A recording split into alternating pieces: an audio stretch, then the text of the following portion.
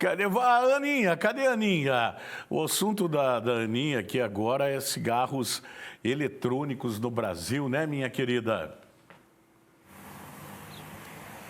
Isso mesmo, Tony. Boa tarde mais uma vez para você. Você que nos acompanha, um assunto que está em alta. A gente continua falando de audiência pública, só que essa ocorreu na última quarta-feira na Câmara dos Deputados por meio do Programa Nacional de Controle do Tabagismo. Uma audiência que foi organizada pela Comissão de Defesa dos Direitos da Pessoa Idosa. E olha só, a gente tem alguns dados que assustam bastante, viu, Tony? A gente fala do cigarro eletrônico em específico, um tipo de cigarro que tem sido aumentado o consumo principalmente entre os jovens. E de acordo com as informações, aqui no Brasil a gente tem pelo menos 2 milhões de usuários do cigarro eletrônico. E um quarto dos jovens entre 18 e 24 anos dizem já ter provado, experimentado pelo menos uma vez este tipo de cigarro. E aí a gente sabe, temos uma série de consequências,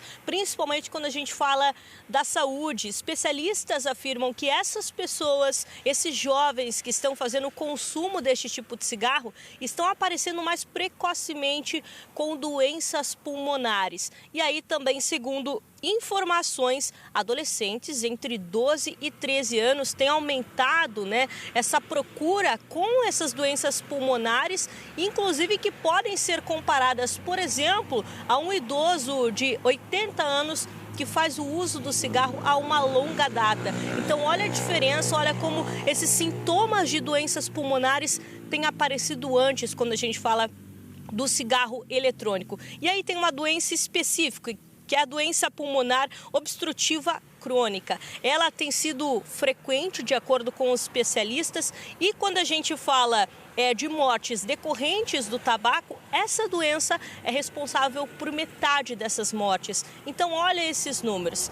Mas, apesar disso, quando a gente fala em um cenário como um todo, aqui no Brasil, a gente conseguiu ter uma diminuição aí de 35%, diminuindo aí para menos, cerca de 10%, a prevalência, então, de fumantes de toda a nossa população. Isso se dá por conta do quê, Tony? Políticas públicas que estão sendo aplicadas. É importante a gente ressaltar que o Brasil é um dos pioneiros em políticas públicas quando o assunto é esse combate, ao tabagismo, ao tabaco. Principalmente algumas, dessas políticas públicas é a proibição de estar fumando em local fechado ou até mesmo, aquelas informações que são colocadas nos maços de cigarros. É claro, a gente teve uma diminuição, mas o número ainda pode ser melhor. E por isso que a gente traz esse momento de conscientização, que os especialistas trazem essa conscientização, que a própria Câmara de Deputados está trazendo essas audiências para falar sobre o número principalmente de cigarros eletrônicos, que tem aumentado no Brasil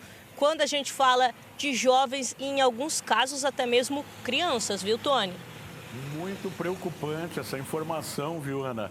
E até quando foi mais, assim, digamos, popularizado, introduzido o cigarro eletrônico no Brasil, algumas pessoas totalmente equivocadas diziam, não, eu vou partir para o cigarro eletrônico, que daí não faz mal.